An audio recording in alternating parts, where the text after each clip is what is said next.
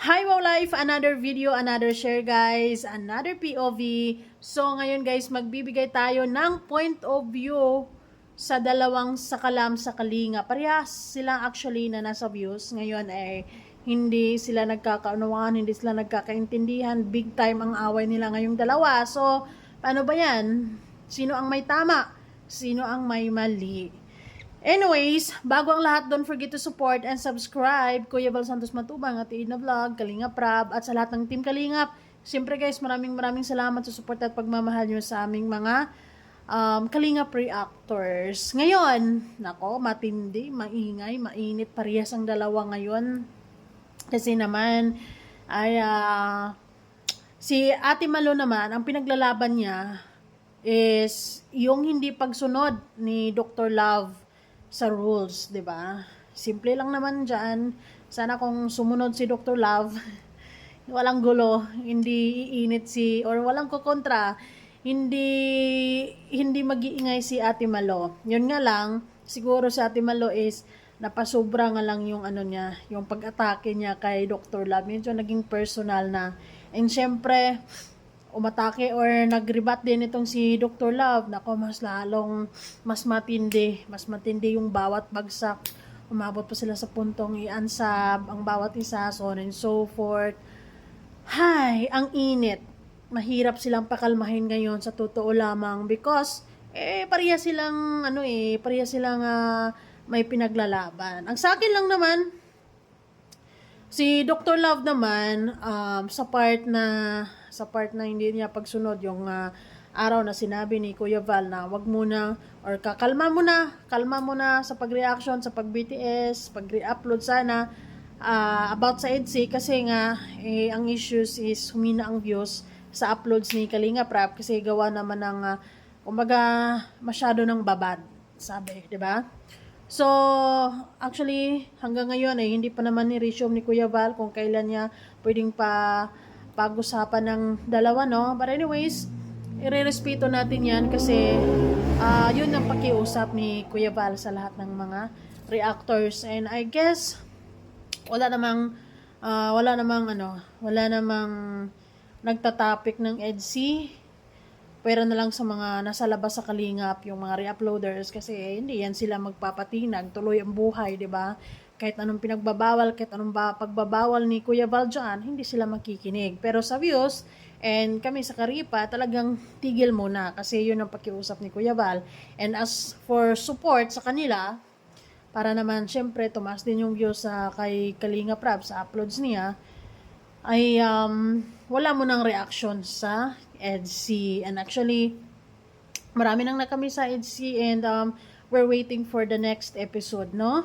Ngayon, medyo simplang lang si Ate Malo sa part na nagkakapersonalan na daw. Kumbaga, humantong na sila sa part na medyo nagsumbatan na sila ng very light kung anong naitulong ni Ate Malo, so on and so forth. Basta mga personal na bagay na sana taba naman sana si Ate Malo, pero mali sa part na napasobra, 'di ba? Sana kung sinaway niya si Dr. Love, doon lang sa issues, 'di ba? Focus lang sa issues kung saan lumabag si Dr. Love, doon lang sana siya. And then it's up for Dr. Love to to accept sa paglabag niya, 'di ba? Anyways, kay Dr. Love naman, sa mga sinasabing mga BTS, ganyan, well, sa mga uploads naman ni Dr. Love, although EDC yung thumbnail niya, pero naman, yung uploads niya, wala naman, mostly, hindi naman nakatutok sa EDC talaga.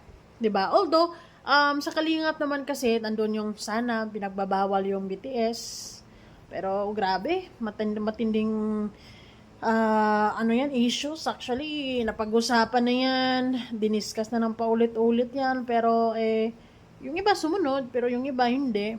Kasi guys, sa totoo lang, I believe, ng mga BTS na yan, ay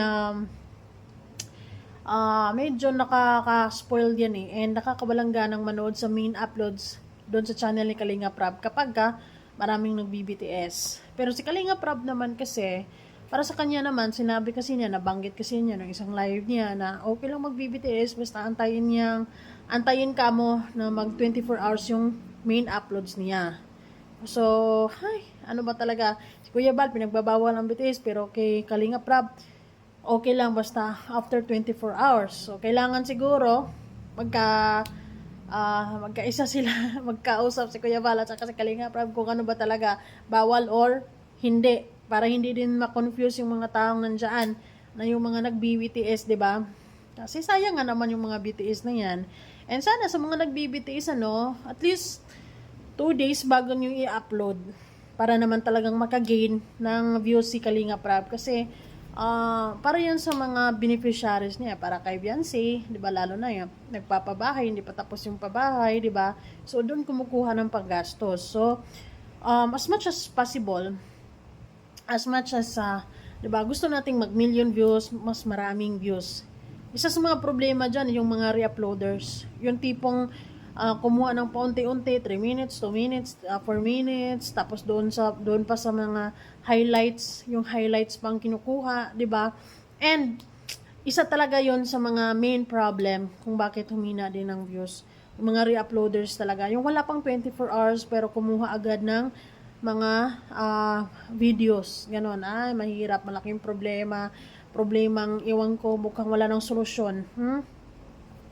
Lalo na kapag sikat, talagang maraming nag-BBTS, maraming mag-re-uploads. Kami naman, so far, sa mga reactors kasi, mostly sa mga reactors is, nagpapahype lang talaga yan. Dagdag ingay lang talaga kami. Kasi, nag-aantay talaga kami ng 24 hours bago namin papakialaman kung anong mga kaganapan dyan. No videos, no kahit pictures, hindi yan. Not allowed. After 24 hours, pwede na, carry lang. 'Di ba? Pero, si Dr. Love kasi, anong pinaglalaban nito? Siguro talagang nasaktan din si Dr. Love sa mga sinasabi ni Ate Malo, like, tipong si Dr. Love daw is nagpaparinig sa mga viewers na nagpapalipad, mga ganito ganyan. Pero sa akin naman, as a content creator, I think it's normal, 'di ba? Strategy yan or technique mo yan. If you can, kung kaya mong, 'di ba, kung kaya mong magparinig, why not? And depende pa rin naman yan sa mga viewers kung magbibigay sila. At least hindi naman namimilit, 'di ba? Para sa akin that's my point of view. Pagdating sa papalipad, paparinig, anong ganito ganyan, para sa pagpapakulay, hindi yan problema talaga kasi diskarte ng bawat live streamers yan. Live streamer yan, sana magkaroon sila ng palipad, di ba? Ang palipad kasi it's parang bonus. Di ba? Parang tip na mostly kasi yung iba kapag natuwa sila sa reaction mo, sa mga sinasabi mo, nagbibigay sila ng early Christmas gift, ganon, early bonus.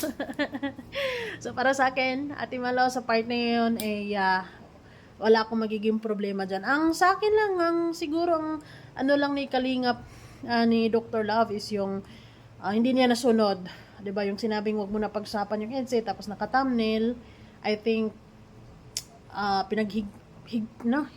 pinagbabawal talaga 'yon, higpit na pinagbabawal.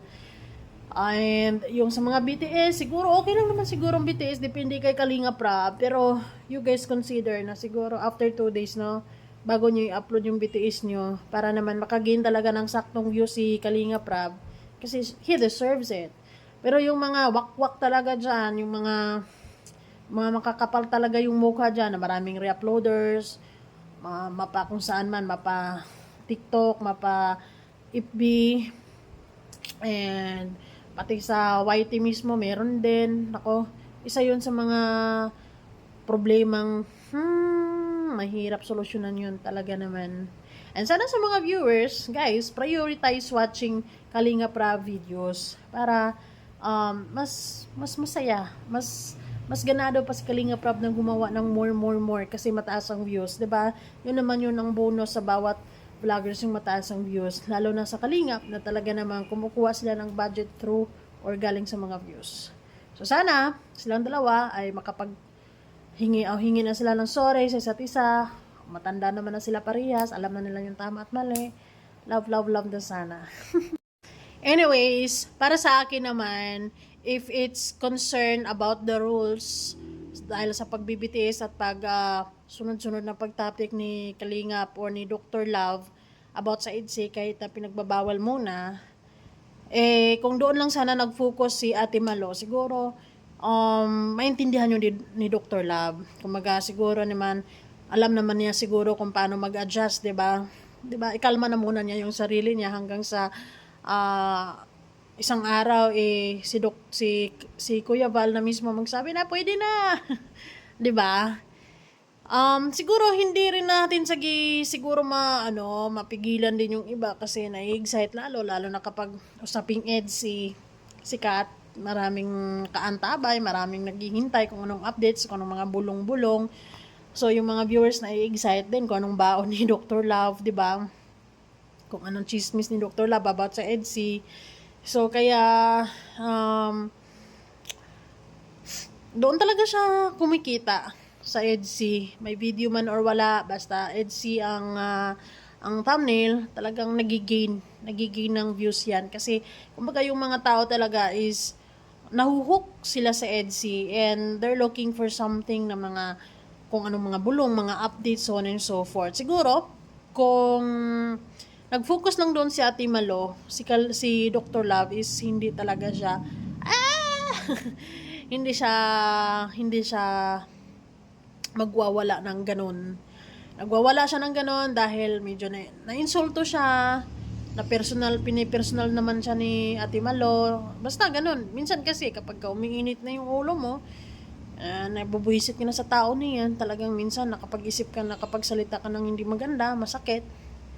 Parehas naman talaga sila ding may mali, di ba? So parehas naman na silang nasa kalingap, nasa views din sila parehas, and hopefully makapag-usap ng maayos, 'di ba? Sana magkakaintindihan sila. Dr. Love naman kasi pag bawal. Pero naman kasi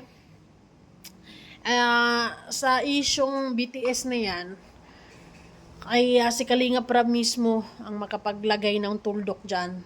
Si Kalinga Prab mismo mag-live na kung ano ba, pwede bang BTS or hindi talaga, or may okay, after 2 days or 3 days talaga, tsaka nyo i-upload yung BTS nyo para makapag-gain talaga ng views yung uploads niya. 'Di ba? So, mapag-usapan naman yan. Pero yung mga BTS, like, mag-upload agad, kahit na hindi pa nakapag-upload si Kalinga Prab, ako, malaking problema yan. 'Di ba? Yun yung kapala na yan. Itong dalawa na to, although mainit ang ulo nila ngayon, pero parehas naman na sila. Siguro, napag-isip-isip naman nila, napagtanto-tanto naman nila kung anong mali nila ngayon. At least, siguro, I hope na medyo kumalma na rin naman yung mga brain cells nila ngayon. Ano? Hay nako. So, no worries. Although, malaking talaga, bagsakan talaga sila ng unsub na ganyan. Pero, depende pa rin naman yan sa mga viewers kung mag-unsub sila or hindi. And kung sa pagpapalipad, depende pa rin yan sa mga viewers kung magpapalipad sila. 'Di ba? Depende pa rin nila yan kung kanino sila magpapalipad, kung kanino sila gustong magbigay ng regalo, parang ganito, parang ganyan. Anyway, si Ate Malo, may tama siya sa pinaglalaban niya. Medyo lumagpas lang ng very very light. Hindi rin natin masisisi si Dr. Love na talagang magrebat kasi medyo nasaktan din siya, no? Kaso yung bawat bagsak naman ni Dr. Love, medyo it hurts. So, syempre bilang isang babae, di ba? Ano bang laban ni Ate Malo kay Dr. Love, di ba? Lalaki versus babae. Masakit talaga 'yon. Anyways, sana pagbabatiin lang sila ni Kuya Val and i-finalize nila yung rules. May BTS ba talaga or wala? Allowed ba ang BTS or hindi? Para hindi para tuluyan ng matuldukan yung issues about BTS. Diba? Kasi ang nagkakaroon lang naman ng BTS dyan is yung mga kasakasama ni Kalinga Prab, diba? So, I think si Kalinga Prab mismo dyan ang maglagay or magbigay ng rules na, guys, pasensya na, bawal na BTS, ganito, ganyan. Or, magbigay si Kalinga Prab na after 3 days, 2 days, ganun, bago niyo i-upload yung mga BTS nyo, ganun, ganyan. Diba? Para talagang ang focus ng mga manonood is sa main upload ni Kalinga Prab. I guess, wala namang problema or wala namang, dapat lang, di ba? Deserve ni Kalinga Prab yun na tumas yung views niya because, syempre, alam nyo na yan. Anyways, sana magiging okay sila. Hindi ko masyadong iniisip itong dalawang to kasi alam na nila yung ginagawa nila. By now, napagtanto-tanto na nila yung mga kung anong mali nila, kung anong nasabi nilang masakit para sa isa't isa, di ba? Well, thank you guys. Bye.